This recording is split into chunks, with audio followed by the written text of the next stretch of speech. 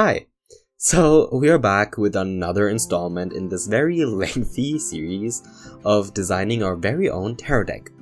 Now, today we are tackling the 6th card of the deck, which is the Lovers. I mean, damn, I wish.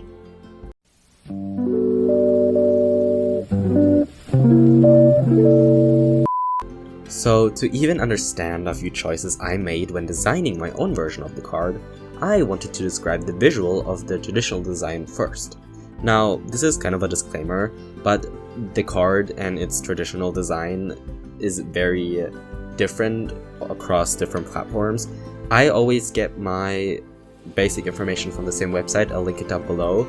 So if you know a different version of this card, that one also might be traditional, but I'll get all my information from here, so please forgive me for that. So, the traditional card, similar to the way I split my cards compositionally, can visually be split into two halves, each containing individual context. In this case, we can split the card into 4 parallel yet layered planes, all directed at the viewer. The furthest layer containing a line that peaks at the center line of the entire design. It's contained in the lower half of the image and represents a mountain, similar to simple landscapes we could see in nature itself. Whilst it is rather rare to see only one singular mountain amongst the entire horizon of a mountain range, we can never forget that this mountain carries only symbolic weight, as does the rest of the elements in this image, so it really isn't fair to compare it to real life. In front of said mountain, we can spot a thin layer of stacked lines all intertwining one way or the other. They seem to be emulating the look of grass, and as we're dealing with objects from nature, such as the mountain, it's safe to assume that we are in fact dealing with grass. This layer of grass also frames the piece at the bottom of the design, allowing for a closed and framed look of the main focal point of the drawing.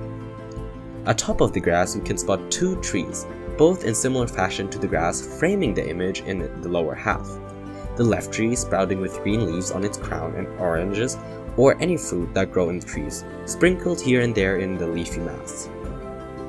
An unusual addition is the winding snake that spans its length across the entirety of the tree trunk and the lower half of its crown. Parallel, yet in contrast to this tree on the right side, we can spot a black tree with a very peculiar shape, its branches forming a pattern and allotting the image some rhythm. At their peaks, flames erupt, making it obvious that the tree might be burning. In coherence to the 2 trees, we can see 2 human figures accompanying the trees. The tree blooming with leaves and fruits and caught by a snake is accompanied by a figure that we would stereotypically characterize as female. The hourglass shape forming the torso and legs indicate as much. The increased mass at the torso indicate furthermore the correlation to a female body. Lastly, the depiction of a female genitalia, even if unclear, finalizes this conclusion. The female figure stands in front of the tree almost protectively, her limbs spread apart and away from the main body, directing the viewer's gaze across the entirety of the image. On the other side, we have the counterpart of the female body, the male body. The additional mass at the top of the torso is missing, and its genitalia represents that of a male. Their limbs, though, are similarly spread away from one's body and redirects the viewer's eyes towards the middle. The meeting at the middle of the design leads the eye to the connection of both halves of the image, an element muddying the strict line that splits the design. It's filled with voluptuous shapes similar to how we would draw clouds. Behind those clouds in the upper half, we can spot a third, and from its size and placement compared to the other 2 figures, a more important figure. Its placement above the 2 figures indicate their elevated status, and their size compared to the other 2, their power and importance. Their hands are spread to the outer sides of the image in a similar fashion to praying. They are adorned with a white robe, a crown of some sort, and 2 red wings, indicating that they are in fact an angel.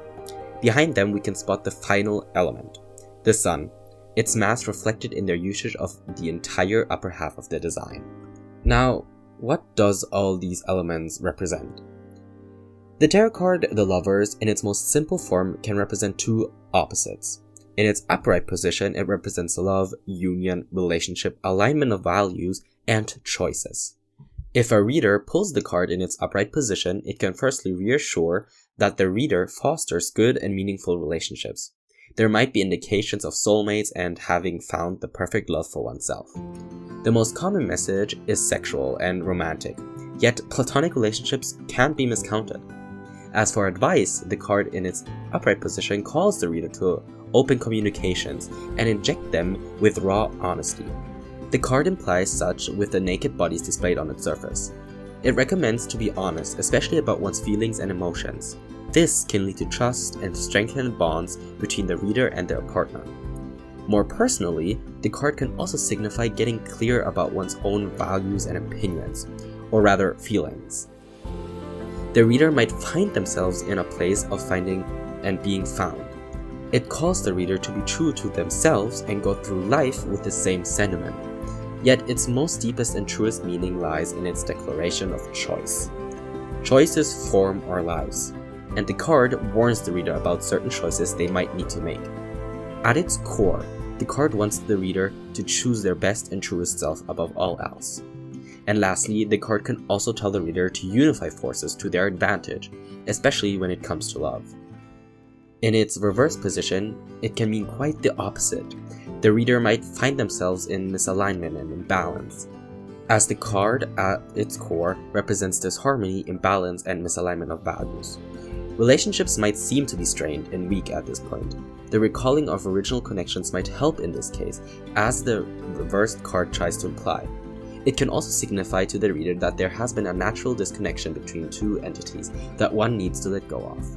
The card also emphasizes the imbalance in relationships and unrequited feelings that might be occurring. In contrast to its upright position, the reversed also talks about self-love and respect. It calls the reader to be able to find the characteristics they like in others in themselves. When it comes to choices, the reversed card calls the reader to reevaluate and make another decision. Lastly, the card can also be an indication of disharmony in one's own self-esteem and self-love. All this can be seen in metaphorical elements in the original card. I myself pulled from its original design, yet as you might be able to tell, my design looks quite different. I don't want to talk too long about its elements as I like the viewer to make up their own mind on the illustration, so I'll keep it brief and just talk about the basic ideas that I've had. When hearing the title, The Lovers, I needed to depict two bodies intertwining in some way, and as it's no secret that I'm deep in the queer sphere, I decided to represent it in this image. I decided to show two male figures reaching for one another. One looking more towards the other figure, whilst the other one is looking at themselves. A special detail I want to pull attention to, and that I just wanted to put into this drawing, is the use of the contrasting colors of blue and red. In the past, I've designed different greeting cards, all with a romantic background. One in particular was for weddings. In case someone got married, I had a card design that I could gift to them, congratulating them. This card design depicted two hands holding each other with two new rings on them. Of course, representing the union they just had committed themselves to. Though, what I changed about these two hands were the colors. Usually I'd pick a natural skin color, though for this I wanted to change a few things up, so I decided to make one hand blue and one hand red.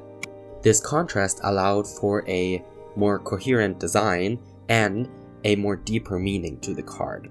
It also just draws the viewer's eyes to it and can help the image gain a bit more of a deeper meaning. So adding them to this image just felt right. I've done it in the past, why not now? The combination also most commonly can be seen when we're talking about fire and water, two rivaling elements, yet they still work together and can look so harmonic together. Them also being primary colors can also be tracked back to the idea of that it's a primal idea, that it's a very common and the most basic feeling that people feel, love. Now, just like all the other cards, this card is split compositionally in two halves, the upper half representing the upright meaning of the card and the lower half the reversed. When thinking about the upright's meaning, harmony, I had to use the blue component for it. Blue often signifies harmony and balance, thus I added it to the figure in the upper half. For example, in doctors' offices I've seen, the office most commonly is painted in some kind of light shade of blue, trying to calm the patient down and give them some kind of comfort. And with harmony and alignment of values being the idea of the upright card, it just felt coherent and right. One detail in this image you'll see become a very big focal point is also from inspiration that I got from a show that I've been binge watching the entire time, which is Arcane. You'll see the way I shade the bodies and the way the light retracts into the shadows very similarly can be seen in the art style of Arcane. I mean, the artists working on that show really outdid themselves, and every time I see any image, any edit on TikTok or anywhere, it just makes my heart swell. It's such an incredible job they did, and I can just commend them for that. And similarly, how people want to try to find their own artistic style, I saw an element that I liked about the art style, and I infused that into my own. I didn't exactly copy it, I didn't try to recreate it, I made it my own in my personal way. And at the end of the day, you might have heard this a million times, that's kind of how you create your own style. It's very difficult nowadays with how many artists, I don't even know, to create your own and very unique style. Mixing styles that already exist and finding elements from different artists that you like and making it your own will create your own and unique style. I'm still developing my style, so I haven't really found myself yet, though I can already see a few elements that I really enjoy. Now, the lower half of the card is occupied by the red figure, whose back is turned to the viewer.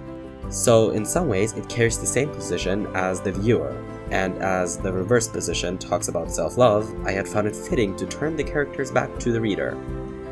Also, sharing that position and direction towards the card with a figure in the card as the reader also just forms a new and different connection towards the card that I found was important with this one, as it talks about relationships and making choices that can define the entirety of your life. Now, to reflect the idea of self-love once again, their face is reflected in a mirror sitting between the two figures, which also defines the differences between them. The snake, which originally was only a way of connecting the two figures more, turned out to be a very fitting element as it represents lust and desire. Lastly, I added a two-sided scale that on its top half is evenly weighed and on its reverse side out of balance. I think you can figure out yourself why I did this.